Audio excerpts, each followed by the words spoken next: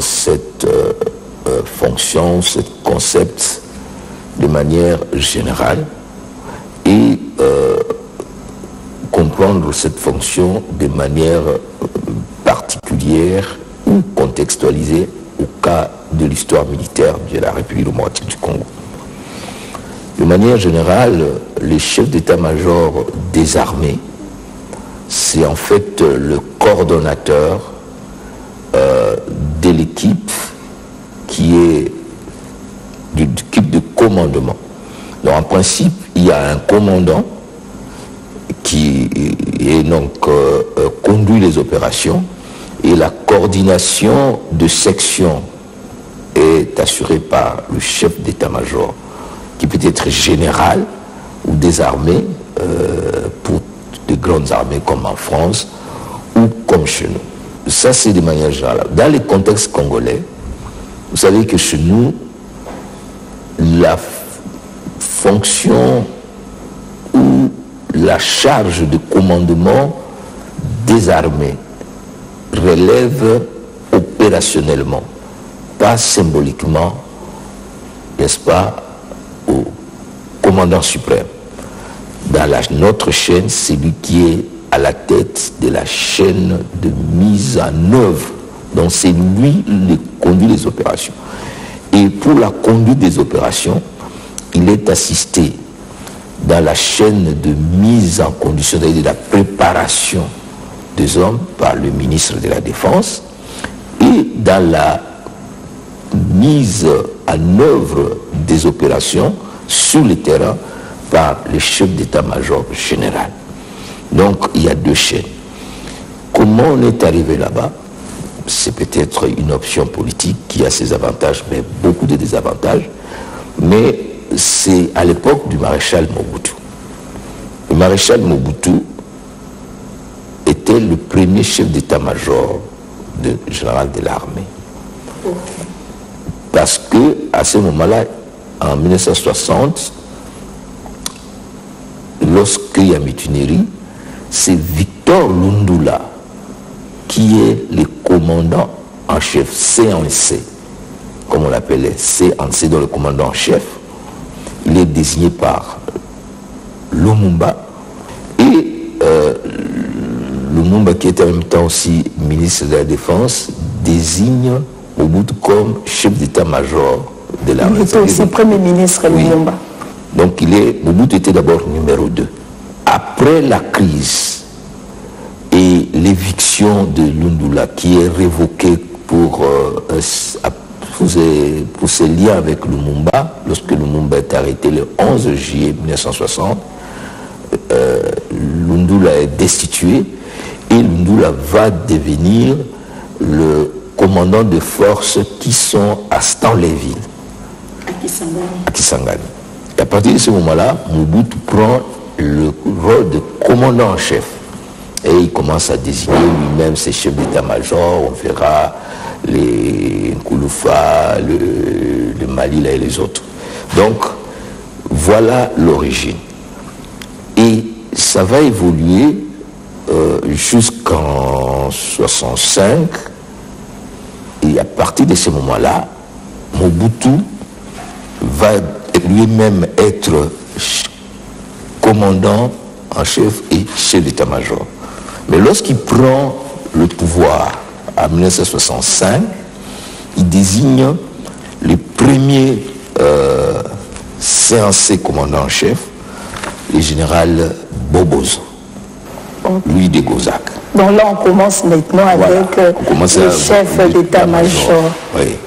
Alors, Bobozo le fait et après Bobozo,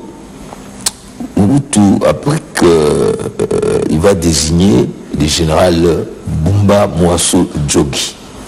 Ok? Lui, c'est le deuxième. Deuxième, mais il change le nom. Il n'est plus chef d'état-major général, il le nomme capitaine général. Et Bumba va être le capitaine général pratiquement de 70, 72 jusqu'à 1977.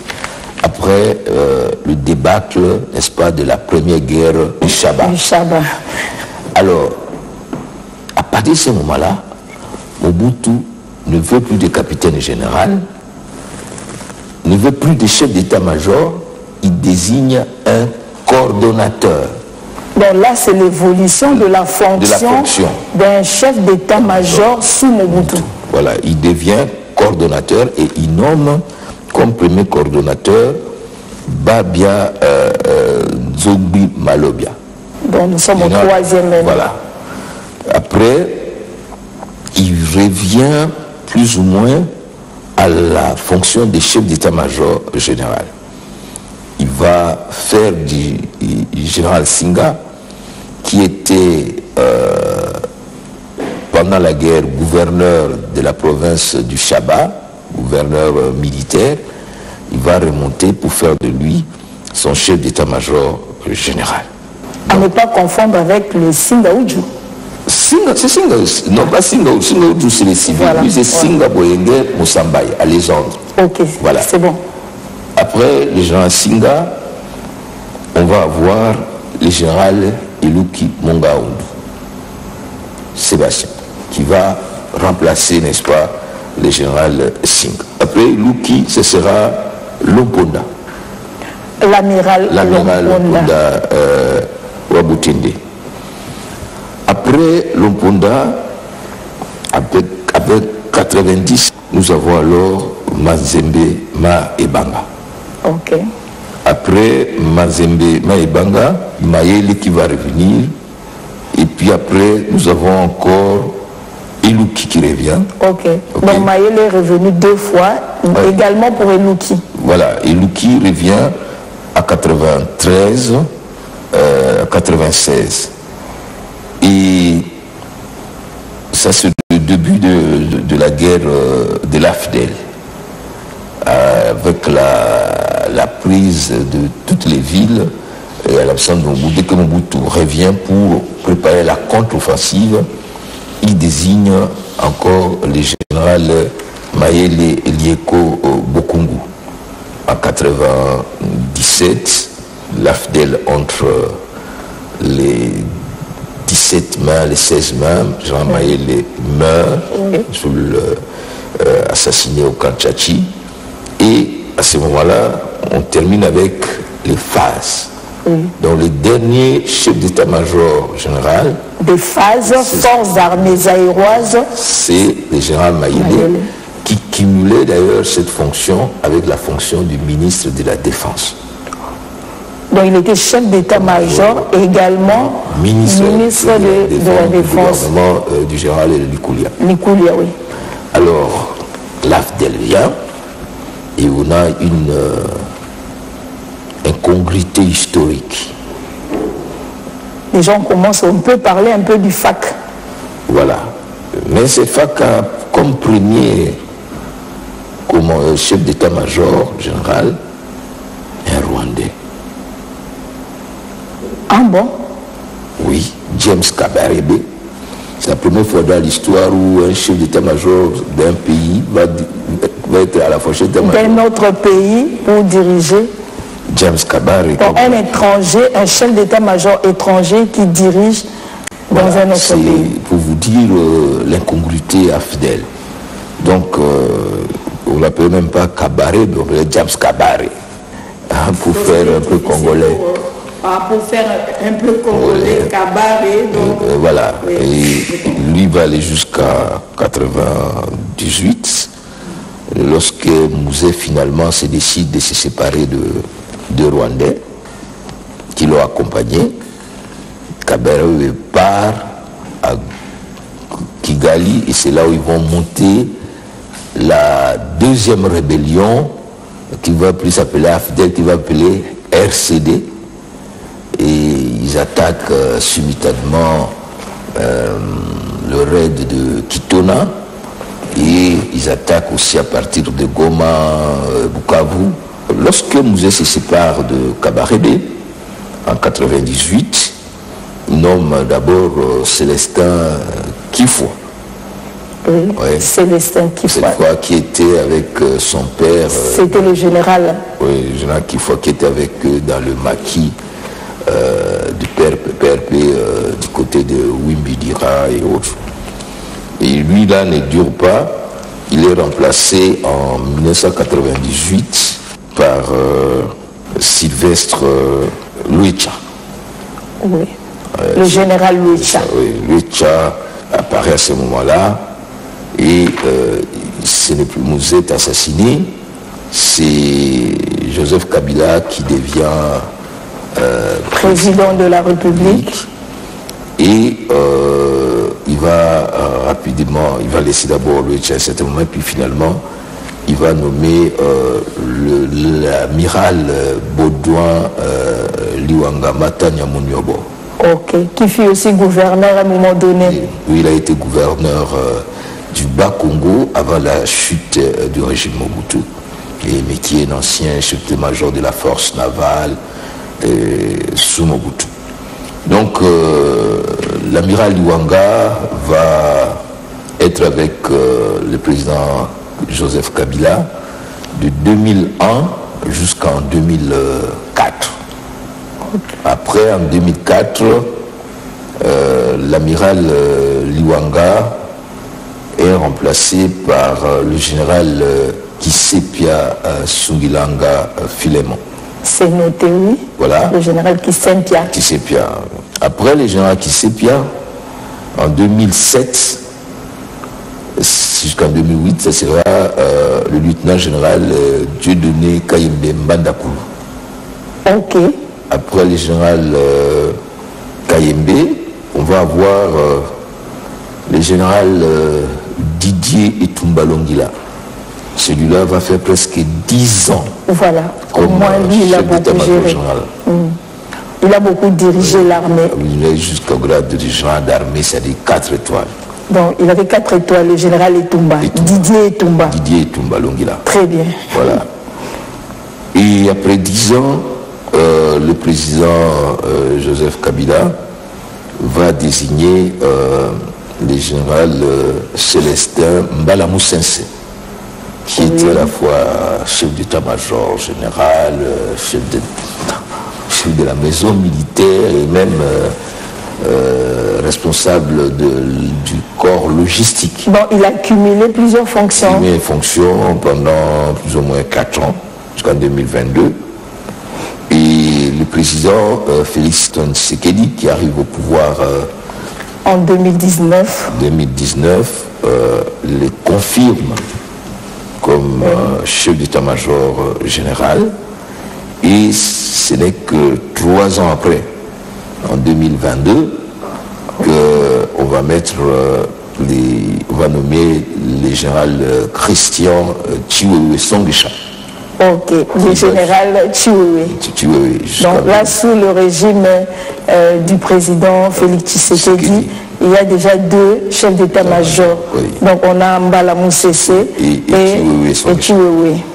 Et depuis 2024, il y a à peine, même pas encore une année, parce que c'est le général Jules Banza Milambwe qui est chef d'état-major général de forces armées de la République démocratique du Congo. Les chefs d'état-major qui ont marqué l'histoire militaire de notre pays, de notre armée, professeur.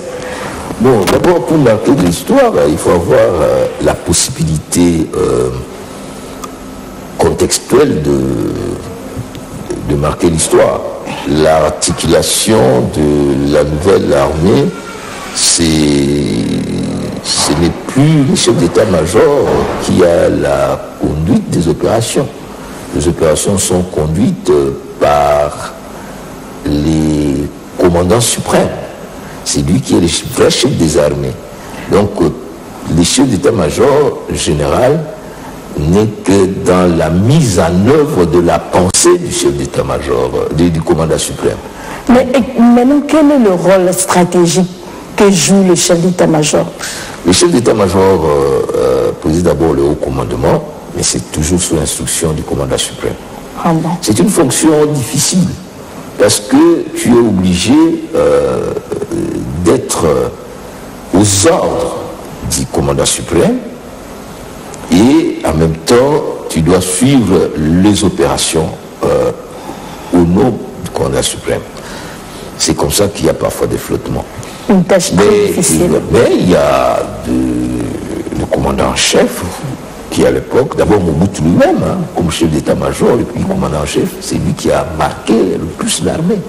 Okay. Il a constitué cette armée dans sa vision. Il avait.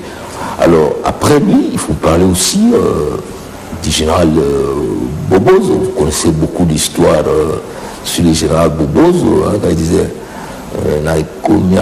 l'armée nationale congolaise. Congolaise à maman. Donc, ils étaient après.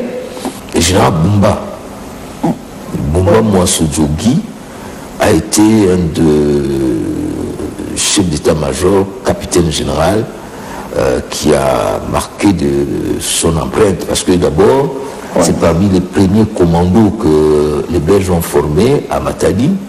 Et puis après, il va être commandant de la barre, de la brigade d'aéroportés renforcée. Barre qui va devenir après la DITRAC, la division de troupes aéroportées de choc, qui était chargée de protéger le président. Donc c'est lui qui va succéder à l'époque, c'était aussi le premier bon paracommando avec le général le colonel Tchachi. Donc il y avait même à l'époque paracommando infanteria. Donc c'était des braves, il ne faut pas. Alors Bumba était connu d'ailleurs dans toute cette ville, que lorsqu'il y avait défilé, il était à la tête de ces troupes, Major Bumba avec sa poitrine bombée. Et dans cette ville, il y avait des marches militaires qui faisaient là du côté de l'Ipen et à Bukamukua. C'était l'unité de choc. Alors c'est la DITRAC qui va devenir plus tard la BSP et la brigade spéciale présidentielle. Ah bon? Et puis la BSP va venir la DSP. Ok. Et après vous allez avoir la JR et autres. Mais c'est Bumba qui est avec le colonel Tchachi et les autres qui sont au cœur de cette structure.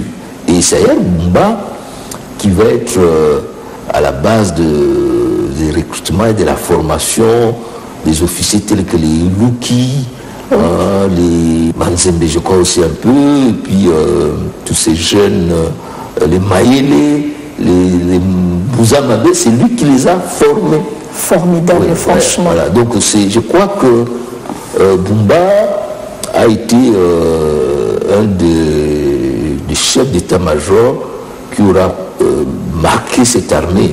Bon, il va avoir des problèmes à la première guerre du Chaba. Parce que il était devenu embourgeoisé, il est devenu gros. D'ailleurs, quand il semble que lorsque le chef du président a pu les chercher pour lui dire que le Chaba est attaqué, il était dans ces bateaux de pêche, tout ça. Donc, en fait... mais c'était lui qui avait dirigé les opérations. Mais ça a été... Il y a eu beaucoup de difficultés à la première guerre du Chaba. Ça condamnait même la déchéance de beaucoup des officiers, tels que le général Mamina et les Mampa et les autres, et ce qui a mené le président à revoir la structure. Donc pour qu'on gagne la première guerre du Chaba, il a fallu d'autres officiers tels que les général Ikuku. C'est lui qui va reprendre les opérations. Ça sera d'ailleurs un conflit avec Bumba, parce qu'il ne voulait plus prendre les ordres chez Bumba, il avait les ordres directement chez le maréchal, et puis Bumba a dit on a Kangayo. D'ailleurs, après, quand il va mourir dans cet accident, on a l'air beaucoup parlé. Comment est-il mort? Pour le général Koukou, ça a été l'héros de la guerre de 80 jours.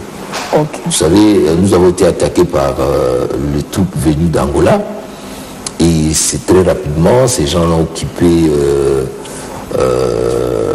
la province actuelle de Lualaba, Kassanji et autres, et la contre-offensive a été menée essentiellement par le général Ikuku. Et comme le voie était minier, c'est Ikuku qui a l'idée de mettre ses chars de la brigade blindée sur le chemin de fer. C'est comme ça qu'on va le surnommer Serpent de rail. Voilà. Donc il va mener la contre-attaque. Il a pu récupérer un certain nombre d'officiers comme le futur général Mukobo, Modendi Popol, et puis les Dikuta et Bilansang et les autres. Et donc il mène la contre-offensive qui va nous permettre de récupérer et de repousser les gendarmes katangais vers l'Angola. Et c'est lors de ces manœuvres qu'il va essayer de prendre un hélicoptère pour rejoindre son camp, que cet hélicoptère va avoir un accident et il va mourir pratiquement aux yeux de tout le monde avec cette crash d'hélicoptère. Voilà. Regrettable aussi. Oui, un brave officier, un très brave officier. Parlons du maréchal Mobutu. Oui. Parce que lui aussi, il a eu un moment clé de son mandat. Qu'est-ce qu'il a fait en tant que chef d'état-major et commandant suprême? Mobutu, c'est d'abord un visionnaire militaire. Vous voyez, il est entré un exemple. Il est entré dans l'armée, je vous ai dit, vers les années 49-50. Il a rencontré des collègues brillants. D'abord, c'était sa chance, c'est leur promotion à l'école centrale, où on formait les militaires à Kananga, des collègues comme Mandungu, Essalé, Massiala et d'autres. C'était des brillants. Alors, Mobutu était toujours en tête, et il a été rejoint, c'est que le corps d'élite, ce qu'on appelait les sergents comptables. Alors, dans l'armée coloniale, c'était les sergents comptables qui travaillaient avec les Blancs, les Belges, et il avait accès au courrier. Donc Mobutu avait la chance d'avoir les courriers. Et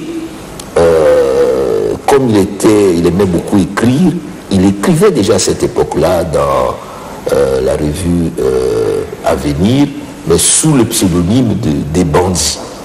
Donc il va rejoindre l'MNC avec Lumumba, il est déjà en contact avec les politiciens et beaucoup la presse. Donc lorsqu'il quitte l'armée après son service militaire en 1958, il va faire son stage en France. C'est là où il s'ouvre beaucoup d'ouvertures. Bon, il semble que c'est là où il a été repéré par les services belges, les Occidentaux. Et puis, mais il avait la proximité de Lumumba. Lumumba l'aimait beaucoup parce que Lumumba avait confiance à l'intelligence et l'entre-gens de Mobutu. Il semble même que, donc ça j'ai pas de vérification, que maman de Mobutu, maman Francisca, avait été une amie de Lumumba. Dès qu'on prend l'indépendance en 60, il est secrétaire d'État chargé de l'information auprès du Premier ministre Lumumba, qui a en même temps ministre de la Défense. Mais Lumumba ne connaît pas très bien le monde de la défense. Donc, il va charger Mobutu de suivre cette question. Et dès qu'il y a des problèmes, parce que l'armée n'était pas préparée pour aller à l'indépendance, Lumumba s'appuie sur Mobutu. Mais il ne désigne pas Mobutu comme commandant en chef. Il le désigne comme chef d'état-major, il désigne son oncle Lundula. Et c'est là où il va y avoir des divergences. Mobutu, par lui-même, par manipulation, va aller du côté de Kasavubu. Il fait d'ailleurs son premier coup d'État le 5 septembre 1960. Il neutralise les deux pour mettre en place le collège. Il était très rusé, il était vraiment malin. Voilà, il prend le premier coup d'État, c'est ce qu'on appelle le coup d'État rampant. Il met en place, mais lui-même n'apparaît pas. Il met en place le groupe de jeunes qu'on appelait jeunes étudiants du collège des commissaires généraux. Les évolués de l'époque, les intellectuels. Bon, les étudiants, ils étaient presque tous en deuxième candidature ou autre. Les Kandolo, les Liaou, il les prend, les Tshisekedi et les autres, il les met devant. Il dit voilà, vous avez la mission de faire que ce pays ne disparaissent pas. Là, il a déjà repris les statuts de colonel et il a avec lui les premiers bataillons paracommando où il retrouve ses amis d'enfance dans l'armée. Donc, naturellement, il commence alors à monter cette armée. Il envoie des premiers élèves qui vont aller à l'école royale militaire, notamment le colonel Omba qui va revenir 3 ans après comme son secrétaire particulier. Donc, il a façonné cette armée-là comme il le voulait. Il envoie les gens en Israël, il forme, il envoie, et de sorte que, malgré les difficultés, il peut avoir un noyau qu'il appelle l'ANC, qui va lui permettre d'aller sur tous les fronts, parce qu'à ce moment-là, ce sont des rébellions partout. Et même plus, ce qui était important, c'est que Mobutu parvient à créer la réconciliation entre les armées de cette armée qui était fragmentée. C'est-à-dire, il va faire la paix avec l'Undula, avec l'accord de Bunduki. Il récupère l'Undula, qui abandonne alors les Kinzéguistes. Il va récupérer l'armée sécessionniste du Katanga, à récupérer le général Ilunga Kakasu, et il va récupérer la gendarmerie katangaise avec les généraux Mouké et les autres. Et ce qui n'a pas réussi, c'est les Diabos, le gendarme katangais de Tchombe, notamment avec Chimpola, qui va faire la révolte de la mutinerie de 66. Et Mobutu voulait quand même faire quelque chose, mais la mort de Tchatchi, pour les collègues de Tchatchi, les Massiala, les Ingila et les autres, c'était impardonnable. Et Chimpola a été condamné à mort, exécuté dans des conditions horribles. Mais vous pouvez rappeler comment est-ce que Tchatchi, le colonel Tchatchi est mort? Ah, le colonel Tchatchi, c'était le chef d'état-major de la partie orientale. C'est lui qui est allé remplacer en 1966 le général Moulamba, qui était l'idole de tous les militaires de ces côtés-là. Alors, lorsque le général Moulamba est nommé Premier ministre dans le premier gouvernement de Mobutu, Mobutu envoie Tchatchi pour remplacer Moulamba. En même temps, Mobutu lui-même n'est plus chef d'état-major, c'est Bobozo qui est chef d'état-major. Lui, Mobutu est président de la République. Oui, commandant en chef. Alors, lorsque il y a ces tiraillements, les gendarmes katangais estiment qu'ils ne sont pas considérés à leur juste titre, il n'y a pas de promotion, et ils sont manipulés sûrement par aussi les mercenaires blancs qui étaient là, notamment Jean Scram.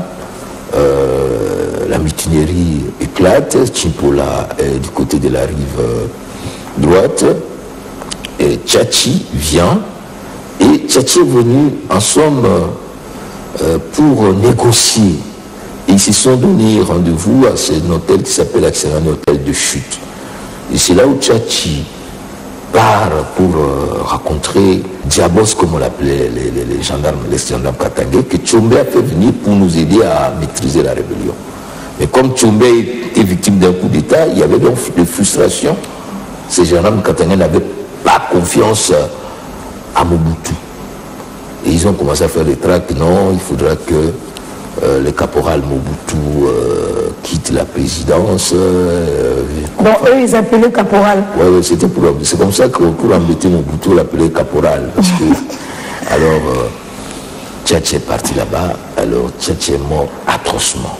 Il l'a battu et sa garde de corps, son corps était criblé de balles. Pourtant, lorsque Moulamba est allé là-bas, essayer de calmer le jeu, ils avaient accepté. Mais ils estiment que alors Moulamba est rentré à Kinshasa, c'est là que ça a dégénéré. Et puis, alors c'était l'affrontement avec la mort de Tchatchi ou Tchoudi, qui était commandant de la brigade mécanisée, a fait traverser les hommes et appuyé par un groupe de mercenaires, notamment les Bob Denard, ils ont attaqué QG de Diabos, et ils ont évacué de la ville, ils ont fui vers la Tchopo et ils ont traversé. Mais ils avaient jeté le corps de Tchatchi. Une mort cruelle, horrible. Cruelle. C'est pourquoi, en souvenir de lui, comme c'était le premier commandant du bataillon paracommando, on a donné au camp de Tchatchi, le camp de Lausanne. On dit que c'était un très bel homme, un très bel officier, courageux, aimé par ses hommes. Oui. Oui. Durant le mandat de Mobutu comme chef d'état-major, il a réussi à relever le défi, quoi. Enfin, parce que sous Mobutu, il a affronté les mutineries, les rébellions, les sécessions. D'ailleurs, c'est un modèle pour l'armée. Oui. Oui. Parlons d'un autre responsable militaire, un autre ancien chef d'état-major qui a aussi marqué positivement l'histoire de l'armée de notre pays. Parce que vous avez parlé des Bumba, de Mobutu. Mobutu dominait par sa prestance l'armée. Et tous les autres chefs d'état-major, je peux prendre le général Mayele. Jean Mayele, c'était aussi un vaillant combattant. Vous savez, le général Mayele, c'est lui qui est, il se situe dans la suite des éléments de la BSP, de la DICRAT, et il va être le premier commandant de la 31e brigade. Et c'est lui qui va, dans la guerre du Shabbat, conduire l'unité qui va récupérer l'aéroport de Kolwezi, qui va permettre, n'est-ce pas, au 2e régiment par étrangers et des Belges de voir.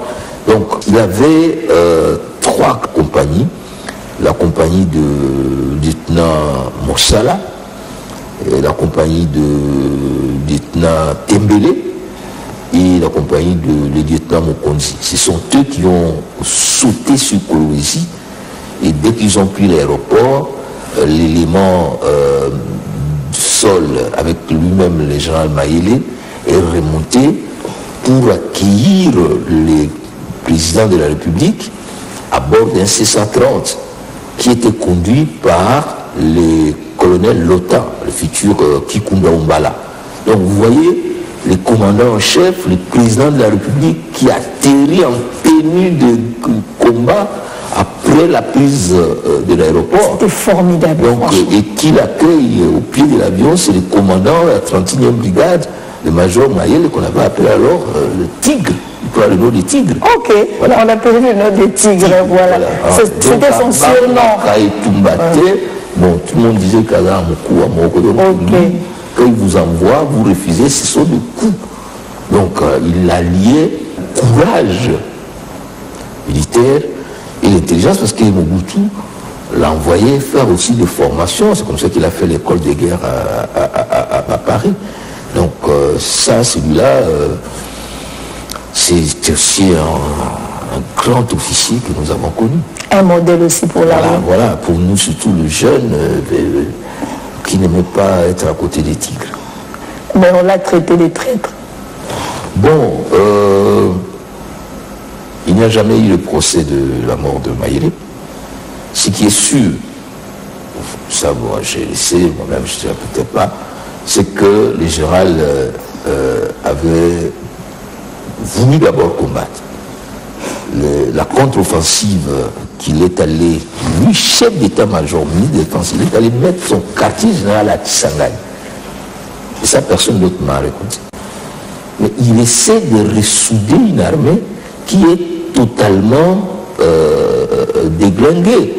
Vous savez, j'ai parlé du maréchal. Démotivé aussi. J'ai parlé du maréchal comme le maître de cette armée. Mais le maréchal lui-même, à un certain moment, il avait perdu le contrôle de cette armée parce que la guerre de clans, des tribus, des intérêts, fait que personne ne voulait qu'on gagne la guerre. D'abord les civils, voyait de très mal cette remontée de la puissance de l'armée. Donc, j'ai vu le général Mayele aller en guerre, tout juste avec son fusil et ses gardes du corps, les Bouyombo, les autres qui sont morts. Donc, il a essayé d'organiser la défense à partir de Kisangani, mais il n'avait pas le contrôle total des hommes, parce qu'entre-temps, il y a eu la DSP qui est montée à puissance, et le général Nzimbi ne lui a pas permis de mettre la main sur la DSP. Donc, quand une armée a plusieurs... Entre-temps, il y a aussi une unité qui est apparue, la garde civile, qui avait un statut assez complexe, à la fois militaire et civil. Donc, pris entre toute cette désorganisation d'une armée qui a commencé à perdre son rôle pour devenir une structure politico-mafieuse, comme on l'a dit, et ce mot ne sont pas de moi. Donc, le général Mayele n'avait pas d'autre choix peut-être de trouver une issue. Parce que ce qui est sûr, il disait qu'il faut négocier les soft lands, c'est-à-dire comment trouver une issue pacifique qui ne pose pas le carnage à Kinshasa. Parce que l'ennemi, voilà, l'ennemi avait déjà traversé la rivière Wamba et nous étions à Maluku. Après avoir tenté, on a repoussé l'ennemi de Kenge, on l'a battu à Kenge, mais les considérations politiques, peut-être, mais aujourd'hui il est mort. Comment pouvons-nous juger le mort, puisqu'il n'est pas là pour se défendre? Continuons toujours avec les anciens chefs d'état-major. Un autre encore qui a pu marquer l'histoire. Luanga, c'est lui qui va mener les opérations de mise en commun de la nouvelle armée. Après l'accord de Sun City, il y avait un mémorandum spécifique pour l'intégration de l'armée. Et c'est là où Luanga a beaucoup joué pour mettre ensemble les officiers venus du MLC, du RCD et la branche FAC pour mettre en place le FARDC. Donc ce n'était pas une tâche facile de se retrouver avec ses anciens ennemis. Puis il avait la confiance du président Joseph Kabila pour mener à la tâche cette histoire. Donc ce qui est important aussi de noter, c'est parfois de comprendre la spécificité. Luanga est de l'Équateur, mais il était l'homme de confiance militaire de Joseph Kabila. Voilà. Loin l'esprit du tribalisme. Dans l'armée, si tu fais du tribalisme, tu vas perdre la guerre. Parce que là, la réponse est cash, ou tu connais ou tu ne connais pas. Il faut la stratégie, la bonne stratégie alors. Mais surtout le choix des hommes. Parlons de la gérance de notre armée par un étranger. À l'époque, c'était comment? Bon, c'était l'histoire de l'AFDEL. L'AFDEL, c'était un conglomérat. Bon, musée des aventuriers. Des aventuriers. Mais des gens qui l'ont pris, comme maintenant, vous prenez, vous avez des Rwandais qui sont là, c'était des Rwandais. Kabarebe était Rwandais. Dan Mouzi, les autres, c'était des Rwandais. Parce que Mouzé n'avait pas de soldats. Mouzé est venu du maquis, PRP, et il a trouvé les Ngandu Kisase, qui n'avaient pas aussi des soldats, et puis les Massassou. Comme toute rébellion, voilà. Il n'y a que des mercenaires.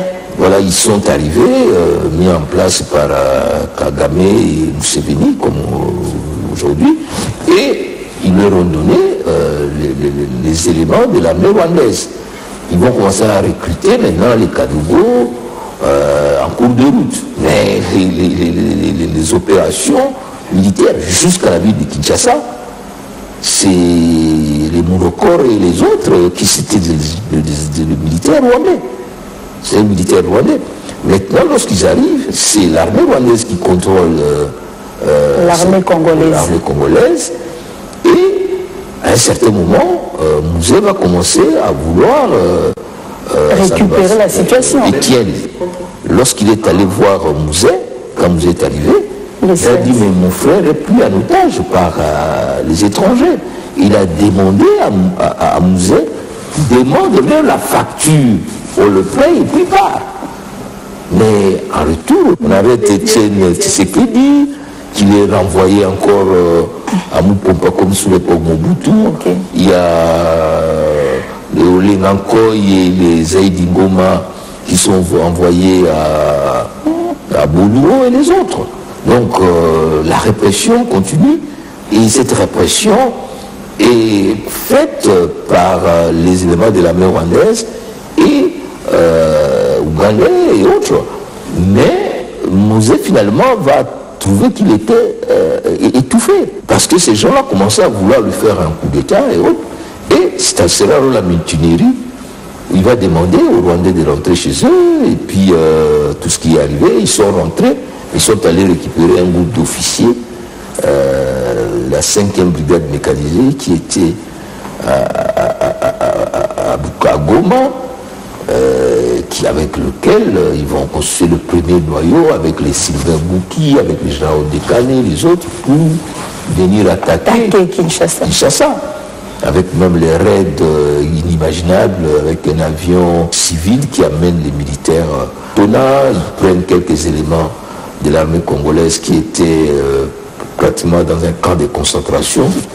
Ils essaient de monter avec eux jusqu'à prendre le barrage d'Inga et puis tenter une percée en Djili pour aller prendre l'aéroport. Malheureusement, ils se sont trompés et puis les jeunes gens de Djili, on les a récupérés. Voilà. Les décisions d'un chef d'état-major peuvent influencer le cours normal d'un conflit. Mais oui, c'est lui qui est le premier collaborateur opérationnel du chef de l'État. C'est lui qui doit définir le concept opérationnel, les CONOPS. Okay. C'est lui qui doit définir le concept d'emploi des armes. Tout cela, c'est lui. C'est lui le vrai maître des opérations.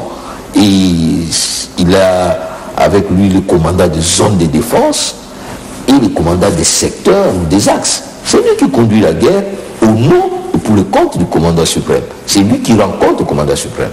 Vous savez, cette armée a fait des prouesses, hein. Je ne vous ai pas parlé. Qu'en 1968, nous sommes allés nous battre au Nigeria, la force aérienne a intervenu en guerre de Biafra et le président Mobutu a été le premier chef d'État invité par le général Gowon pour le remercier pour avoir mis fin à la guerre de Biafra. Nous sommes allés nous battre contre les Libyens au Tchad avec un contingent de 2000 hommes avec l'aviation, avec le colonel Mbo, les Siamouna et les autres. Nous sommes allés en Égypte, nous avons pris part, nous sommes allés au Rwanda, nous avons mis à déroute Rigoma et ses hommes. Donc nous avons des officiers vaillants et des hommes capables. Il faut simplement se poser des questions pour savoir qu'est-ce qui ne va pas et puis corriger. Qu'est-ce qui fait que nous ne pouvons plus arriver à réaliser les exploits? Cette histoire d'intégration, de brassage, de mixage, l'infiltration des anciens éléments de l'armée rwandaise et ougandaise dans notre structure nous a fait endormir. Il faut rapidement refonder l'armée sur de nouvelles bases avec des objectifs à court, moyen et long terme. Merci professeur, c'est un plaisir pour nous de vous recevoir sur ces plateaux de l'émission Épage d'Histoire. Merci beaucoup de nous avoir donné cette opportunité. Un État, c'est d'abord une armée. Sans armée, vous n'avez pas d'État. Quand on parle de la souveraineté, c'est la capacité de décider. Vous pouvez décider que si vous avez une armée. Si vous n'avez pas d'armée, il faut oublier le concept souverain, le concept puissance et le concept État. Bien dit, professeur. Chaque leader avec ses succès et ses échecs. Vous avez suivi cette émission. À travers cette émission, nous pouvons tirer les leçons essentielles sur le parcours des anciens chefs d'état-major. Merci, chers téléspectateurs, de nous avoir suivis et à très bientôt pour une nouvelle page d'histoire.